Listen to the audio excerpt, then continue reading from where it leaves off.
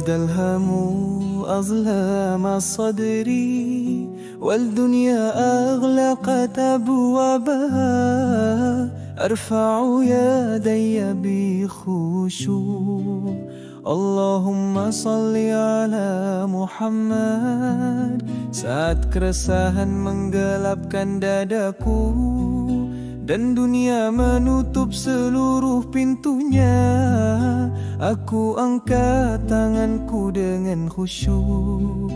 Ya Allah, limpahkan sholawat atas Muhammad.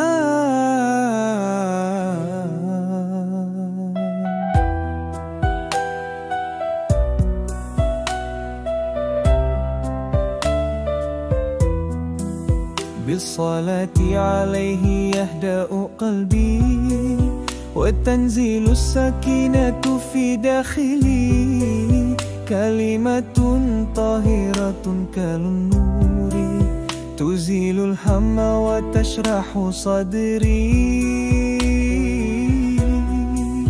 Dengan bersolawat kepadanya hatiku menjadi tenang dan ketenangan turun ke dalam diriku. Kata-kata suci seperti cahaya menghapus kegelisahan dan melapangkan dadaku. Ya Rabbi salli ala Muhammad nuril huda wa sayyidil ana fihil rahmat tasamuhu wa bidhikrihi tatma'innul qulub. Ya Rabb, limpahkan sholawat atas Muhammad, cahaya petunjuk dan pemimpin umat manusia. Dalam dirinya ada kasih sayang dan kedamaian, dan dengan menyebut namanya hati menjadi tenang. Fi kulli lahzatin sa'uraddidu salawati ala khairi khalqika wa habibika. Ya Rabbi ij'alha nuran li qalbi wa sababan li qurbi yawma liqa'ika. Di setiap saat aku akan mengulang sholawat atas sebaik-baik ciptaan dan kekasihmu. Ya Rabb, jadikan ia cahaya bagi hatiku dan sebab kedekatanku denganmu di hari pertemuan nanti.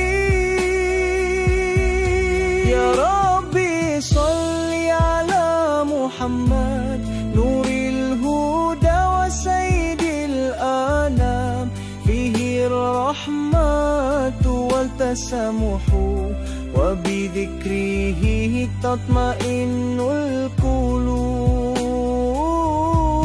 Ya Rabbi salli ala Muhammad nuril huda wa sayyidil anam fihi rahmatu wal tasamuhu wa bidhikrihi tatma'innul qulub.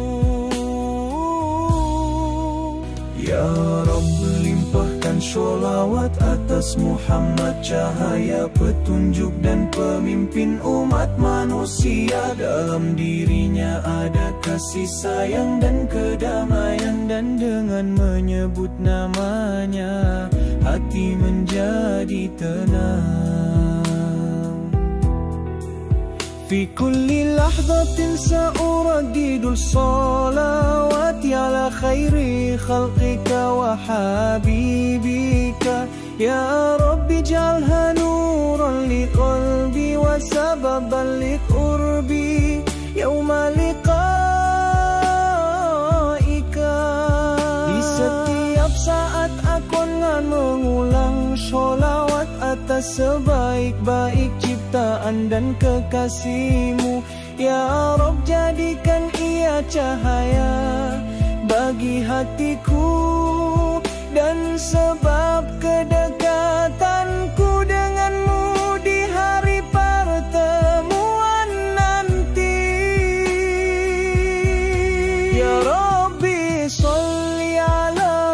محمد نور الهدى وسيد الأنام، فيه الرحمة والتسامح وبذكره تطمئن القلوب.